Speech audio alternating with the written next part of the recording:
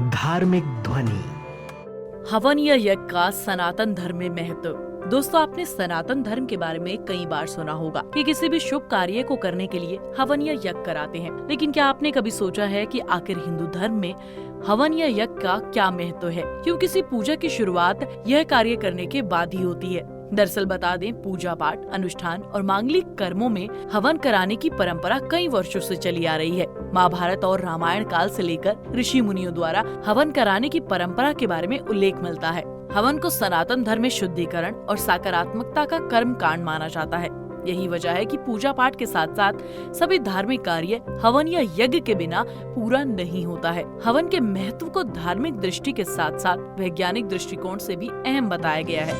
सबसे पहले जानते हैं कि क्या है हवन। हवन पवित्र आग का एक छोटा रूप है जिसमें खास सामग्रियों को अग्नि कुंड में डालकर मंत्र और जाप के साथ आहुति दी जाती है।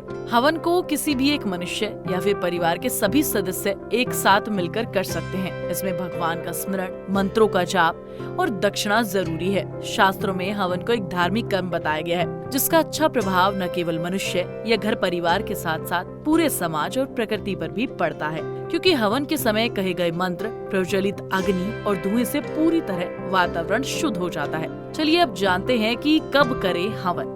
पूजा अर्चना या किसी भी धार्मिक अनुष्ठान में हवन करना जरूरी होता है। साथ ही ग्रह दोषों से पीड़ित होने पर ग्रह शांति के लिए भी हवन करवाया जाता है। इसके साथ ही शुभ कार्य, भूमि पूजन, गृह प्रवेश, भवन निर्माण, कथा और शादी जैसे शुभ कार्यों के समय भी हवन करवाया जाता है। घर पर किसी तरह का वास्तु दोष होने पर इसे दूर करने के लिए भी अक्सर ज्योतिषी हवन कराने की सलाह देते हैं। अब जानते हैं हवन से क्या क्या लाभ मिलते हैं। धार्मिक और वैज्ञानिक दोनों की दृष्टिकोण से हवन के बहुत से लाभों के बारे में बताया गया है। हवन से देवता खुश होते हैं, व्यक्ति की अर्चना सफल होती है और ग्रह दोष दूर होते हैं।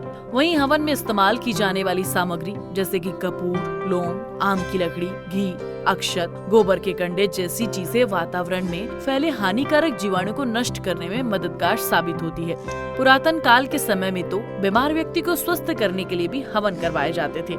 इसे वेद या बीमारी की प्रकृति के मुताबिक करवाया जाता था। अब जानते हैं हवन में क्या क्या सामान चाहिए होता है। यदि आप हवन करवाने का सोच रहे हैं तो इसके लिए जौ, चावल, चीनी, श्रीफल, पंचामृत, आम की लकड़ी, सिंदूर, इलायची, फल, नैवेद्य, लौंग, चंदन, तुलसी, जयफल, केसर, फूलों की माला, नवग्रह, मौली, हल्दी, कुमकुम, कुंड, गंगा जल, रुई, कपूर, तेल, कुशा, दुर्वा, सुपारी, तिल और समीदा जैसी चीजों की आवश्यकता होती है। बाकी की सामग्री इस बात पर निर्भर करती है कि किस देवता या देवी को प्रसन्न करने के लिए हवन किया जा रहा है। बता दें, हवन के 5 प्रकार होते हैं जिनके नाम है ब्रह्म, देव, पितृ, विश्व, अतिथि। चलिए इसी के साथ अब जानते हैं आखिर यज्ञ क्या होता है।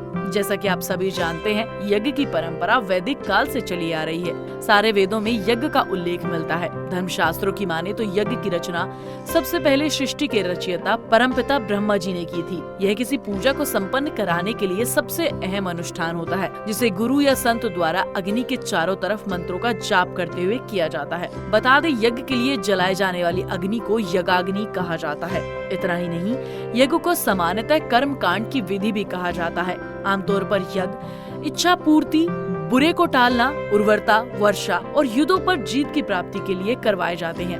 यज्ञ के बारे में श्रीमद् भगवद गीता में प्रभु श्री कृष्ण अर्जुन से कहते हैं, जब प्राणी कर्म करने पर मजबूर होता है तब उसे ऐसा कर्म करना चाहिए जैसे कोई यज्ञ कर रहा हो।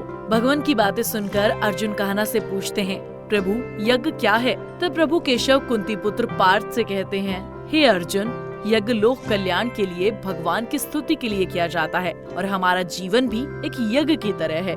इसमें सांसों की आहुति पड़ती है। अब मैं आपको बताती हूँ कि हवन और यज्ञ में क्या अंतर होता है। बता दें, हवन और यज्ञ में केवल इतना फर्क होता है कि हवन छोटे स्तर पर किया जाता है या किसी भी साधना या जप के बाद आग में दी जाने वाली आहुति है। वहीं हम यज्ञ की बात करें तो ये एक बड़े स्तर पर किसी देवता को प्रसन्न करने के लक्ष्य से किया जाता है। तो दोस्तों, ऐसे ही हमारे इतिहास के बारे में जानने के लिए हमारे चैनल को सब्सक्राइब करें। यदि आपका कोई सवाल है तो नीचे कमेंट बॉक्स में जरूर पूछें।